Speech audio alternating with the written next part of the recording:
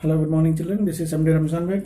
Today I am going to take 10th class English, second unit of lesson, A reading, Dear Departed 1. Already we have come to know the characters of this one act play. You have come to know that this is a one act play, and your characters also already introduced.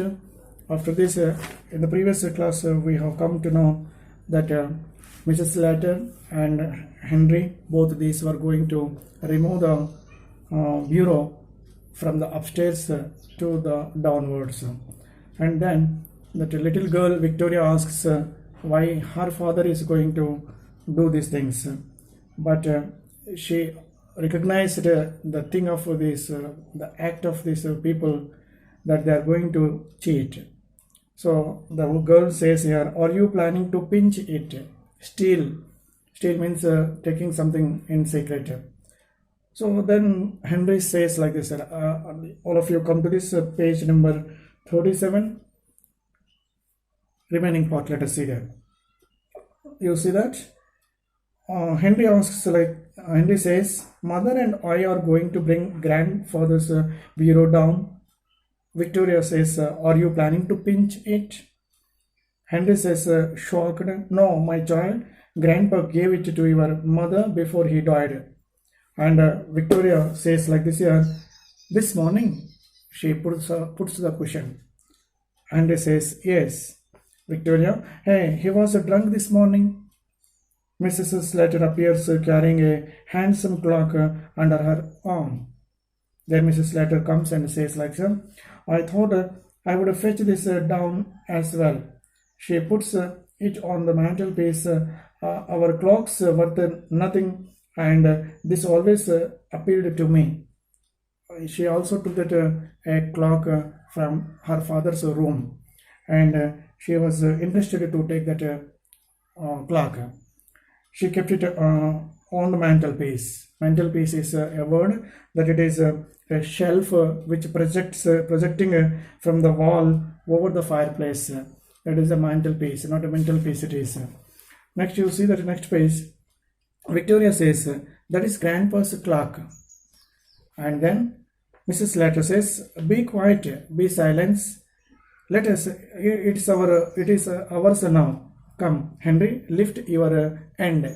She asks to lift that bureau.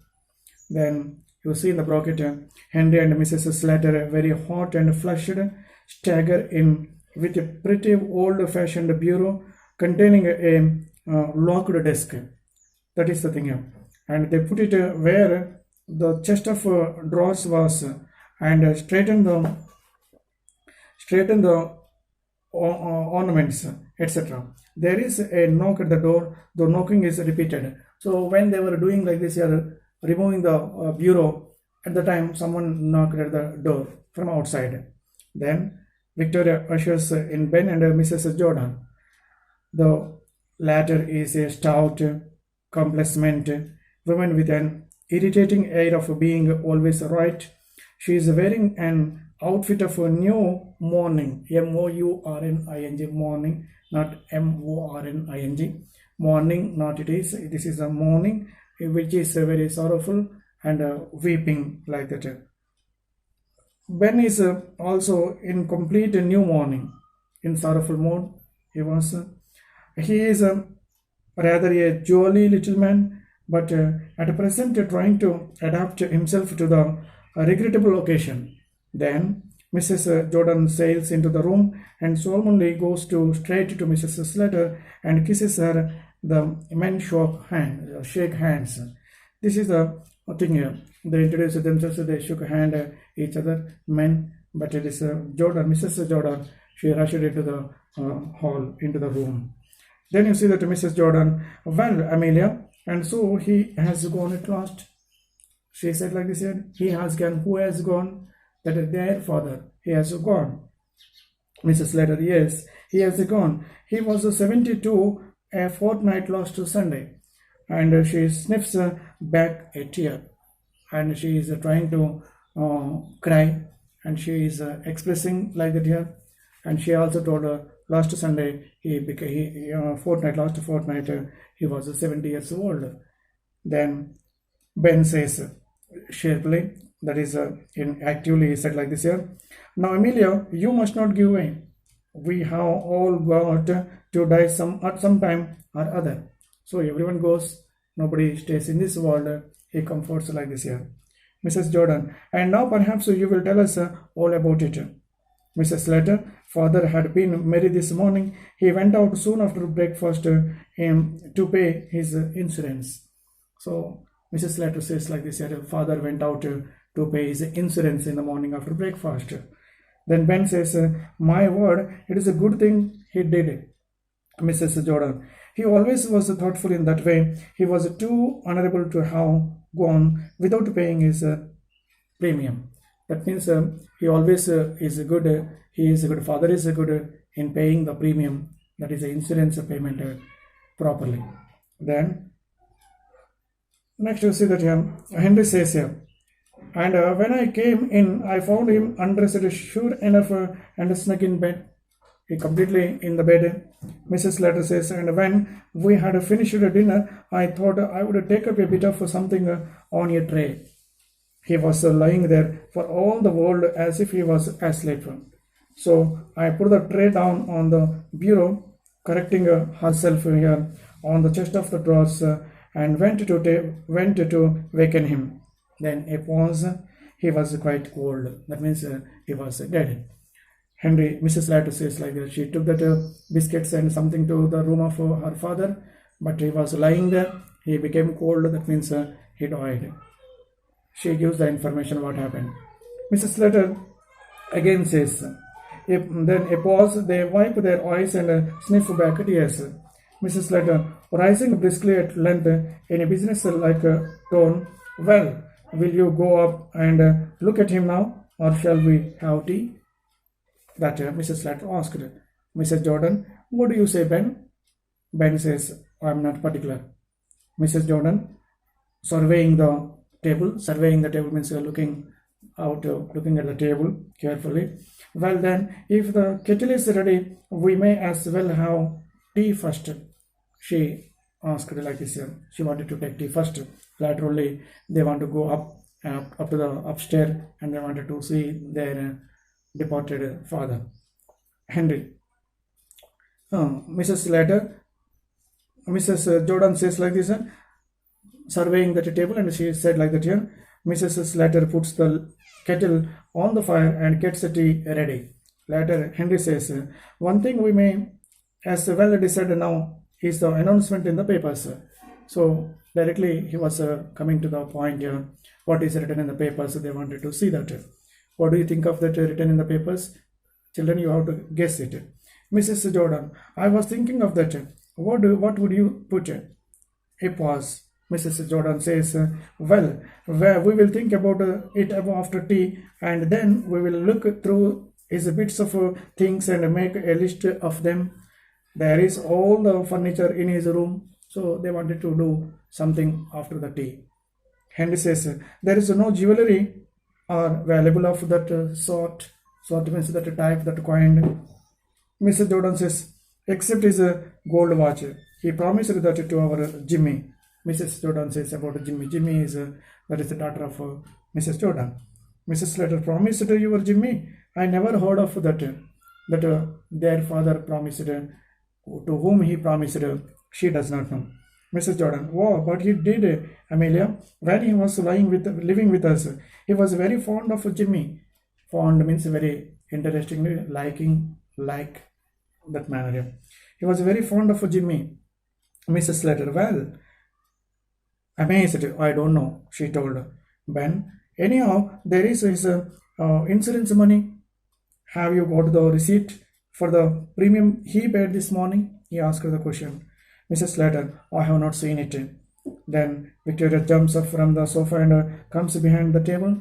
That little girl comes behind the table. Victoria says, Mother, I don't think Grandpa went to pay his insurance this morning. Mrs. Slater, he went out.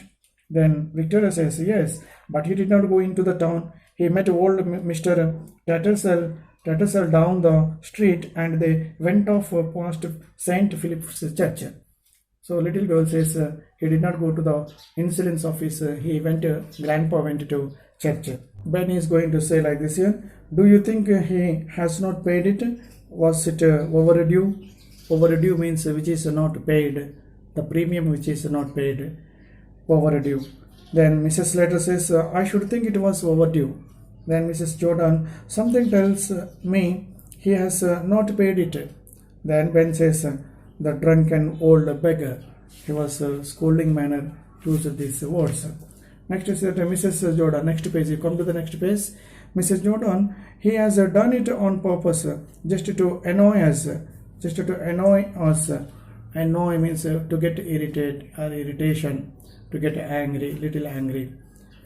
Mrs. Slater says, after all I have done for him, having to put up with him in the house these 3 years, it is nothing short of swindling. That Mrs. Slater said like this here. Then Mrs. Jordan says, I had to put up with him for 5 years. Put up with 5 years means Mrs. Jordan, she took her father and he lived along with them for 5 years. But now Mrs. Slater, she said that her father he lived along with them for 3 years. Then both sisters were one another, they are going to in quarrelsome manner they are discussing. Then Mrs. Slater said, and you were trying to turn him over to us all the time. That means that Mrs. Slater says that Mrs. Jordan, she sends him to Mrs. Slater, Henry, but we don't know for certain that he has not paid the premium. They don't have particular idea, Henry, but we don't know for certain for he has not paid the premium. Mrs. Slater, Victoria, run upstairs and fetch that bunch of keys that is on your grandpa's dressing table. She asked to bring that bunch of keys. Then Victoria said timidly what she did here in grandpa's room. She asked that in grandpa's room. That means she has some fear. Mrs. Slater said, yes, Victoria, I don't like it, she told. Mrs. Slater, don't talk so silly. There is no one who can hurt you.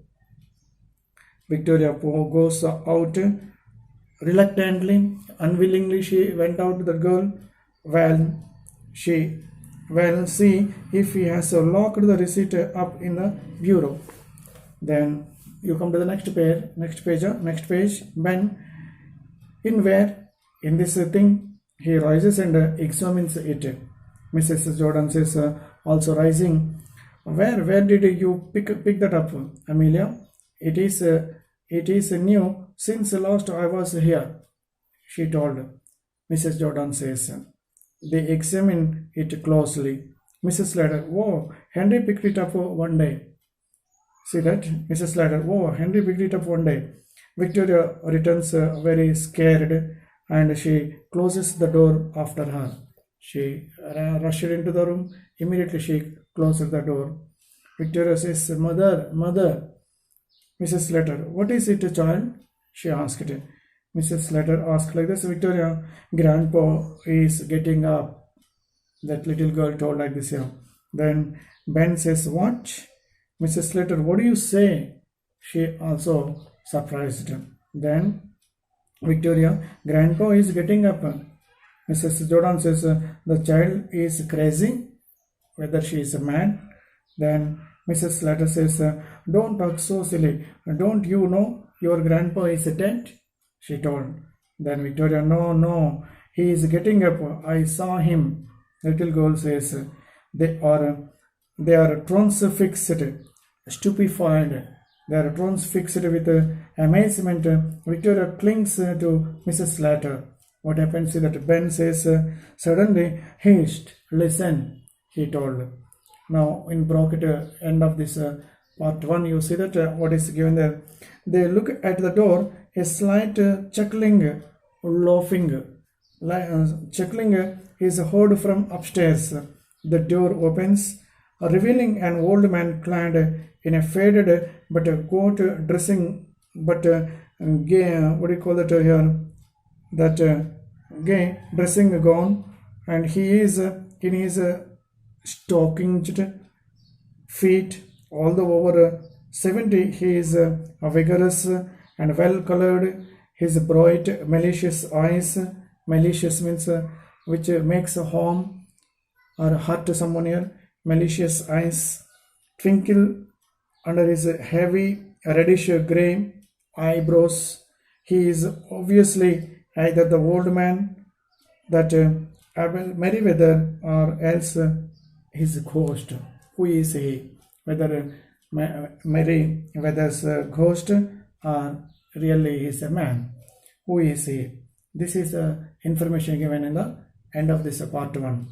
And in continuation, second part is given there, and a few minutes you can also see that meanings those are given, or I am going to read them in this part 1. The second of lesson, this is previously you have come to know that first half of this lesson, dear departed. Now you see that this is a dear departed part 1 only. This is a dear departed part 1, not the part 2, second half of this lesson. I am going to read it snug, warm and comfortable, swindling, cheating somebody for property or money, transfixed, become motionless in fear, chuckling, laughing quietly out of mild amusement, clad, wearing a particular type of clothing, malicious, harmful. These are the meanings given to you, and children, you also go through the question and answers, try to answer them after the lesson. And we are coming to the next video in the next lesson, second part.